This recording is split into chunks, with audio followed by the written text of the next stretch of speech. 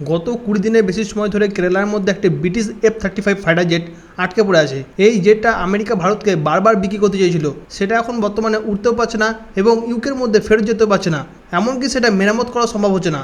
গত 14 জুন ভারত এবং ইউকের মধ্যে একটা নেভাল এক্সারসাইজ হয়। সেই সময় আবহাওয়া খারাপ হয়ে যাওয়ার ফলে এই F-35 ফাইটার জেটটি কেরালার মধ্যে জরুরি অবতরণ করে। খবরে বলা হচ্ছে যে এখন বর্তমানে এমন অবস্থা হয়ে গেছে, এটাকে এখন ট্রান্সপোর্ট এয়ারক্রাফটে করে ভেঙে চুরে নিয়ে যেতে হবে।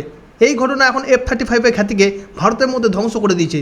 সোশ্যাল মিডিয়ার মধ্যে বিভিন্ন ধরনের মিম ছড়িয়ে পড়ছে এই F-35 ফাইটার জেটটাকে নিয়ে। কেউ কখনো ভাবতেই পারেনি যে এত উন্নত ফাইটার জেট এমন একটা সাধারণ নেভাল এক্সারসাইজের মধ্যে এরকম একটা সমস্যার মধ্যে পড়বে।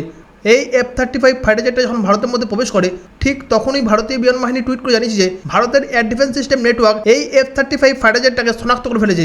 এই ঘটনা থেকে এটা স্পষ্ট যে ভারতের বিমান প্রতিরক্ষা ব্যবস্থা অত্যন্ত উন্নত। এটা ভারতের শক্তিশালী প্রতিরক্ষা ব্যবস্থার একটা বড় প্রমাণ। এ বিষয়ে আপনার কি মতামত কমেন্টে অবশ্যই লিখে জানান।